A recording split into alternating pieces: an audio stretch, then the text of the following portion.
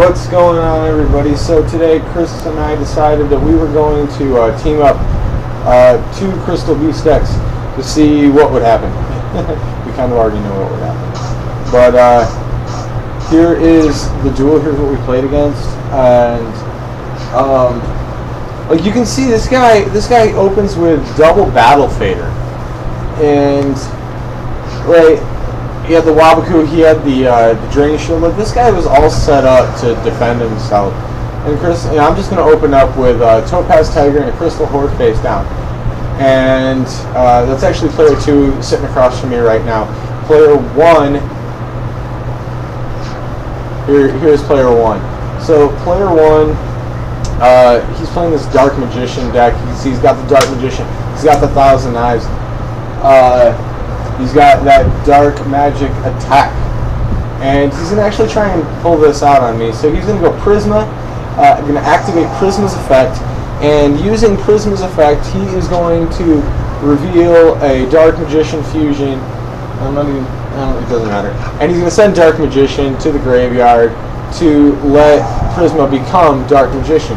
Now at this, I'm going to activate Crystal Horde, which means it's face up, which means that at any point after this, I can use that Compulse effect that it has by sending the Tiger back to my hand. He's going to activate Dark Magic Attack. I'm like, you know what? Forget that. I'm not going to just like give you a free monster and stuff when you're destroying my awesome trap card. So I'm going to bounce Tiger back to my hand. I'm just going to Prisma back to his hand. The Dark Magic Attack is going to fizzle, and when it's all said and done here, the board is going to be clear of all cards. So I put us back to 0 with that move. He's going to set Raigeki for his partner, and it's going to shift over to my partner, Chris Willett, the Bell Master. All right, so Chris has got. You see, he's running a similar build to me. He's got that Assault Halberd in hand. He's got that Kitty, and he can't special summon the Assault Halberd right now because our opponent doesn't have a monster, because I got rid of that.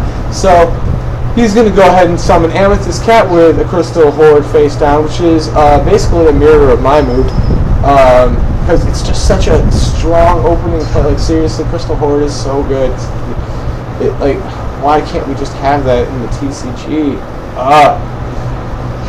Alright, so now it's going to go over to our opponent's turn after dealing out 1,200 points of damage with the Amethyst Kitty. Crystals always make everybody feel better, and Chris told me he was having a bad day. He was having some bad luck before we teamed up double crystals here, and he said this made him feel better after this duel. And so Supply Squad going to get activated. Going to chain the Crystal Horde once again. Now the Crystal Horde is face up.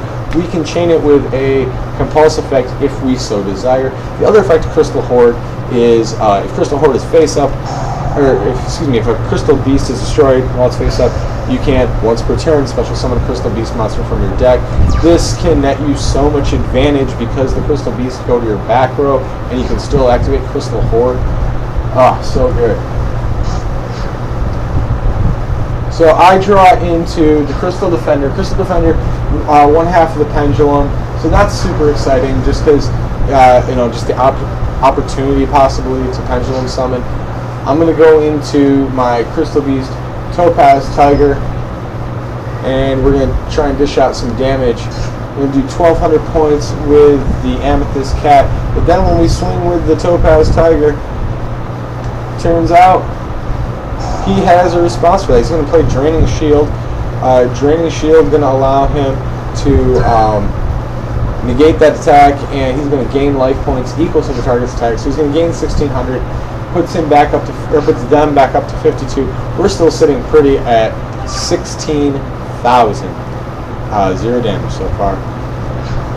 So Captain of the Dark Magician is going to get to try it again. He's going to get to try his luck one more time.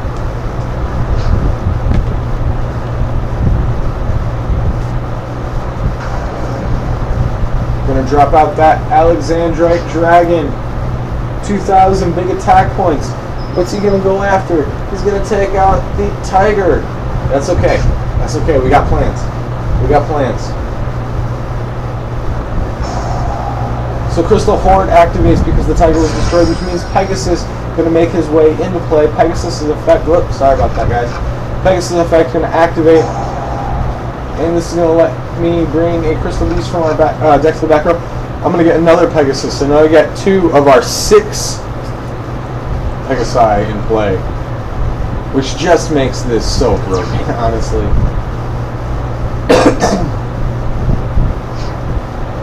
So strong. So Chris is going to draw into the Ares Rock Sunrise. He's got that Rainbow Ruins. Let's get that on the board. Rainbow Ruins, I still say, is the best field spell in the game of Yu-Gi-Oh!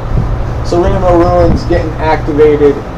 Then Chris is going to smack our Pegasus into his bigger Alexandrite Dragon. Rainbow Ruins is going to half the damage to just 100 points. Crystal Horde activating, going to special summon out Ruby Carbuncle.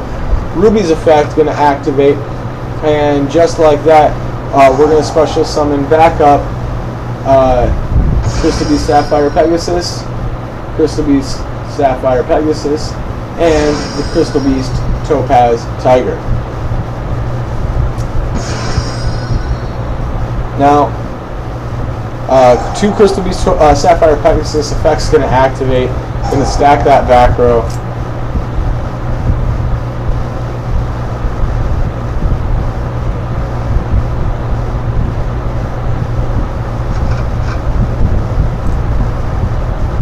Emerald Tortoise and Cobalt Eagle coming into play. Rather than use the Topaz Tiger to smack into the Alexandrite Dragon and let them get a double draw off of these 2 nasty supply squads, Chris opted to go Diamond Direwolf, destroying our Pegasus, and that will destroy one of the 2 supply squads. They don't need to draw cards. They don't need to draw cards. So Spirit Reaver getting drawn.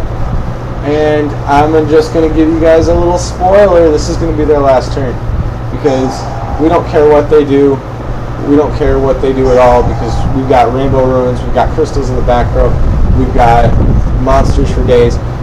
We've got Plays for days. We're just going to go absolute ham on the next turn. It's going to set that Wabaku. Like, Wabaku can stop us. I'm not afraid of a Wabaku. Please, please destroy my Amethyst Cat. Guess what? Amethyst Cat going to get sent to the back row, and when it does, that Crystal Horde is going to activate again. Again. That's another Ruby Carbuncle for us.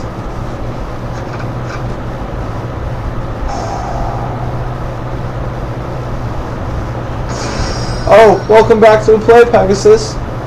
Welcome back to play, Cobalt Eagle. Welcome back to play, little Crystal Beast Amethyst Cat. Pegasus' effect. Gonna get, guess what, another Pegasus. Because, like, we got 6 of them. Let's abuse them. Alright. Now, so it's my turn now. I'm gonna draw. I'm gonna tell you right now, this first play on our turn, Chris, he said to me, he was like, "What are you doing?" He was like, "What are you doing with this play? This doesn't even make sense." I was like, "Wait for it. It's gonna make sense."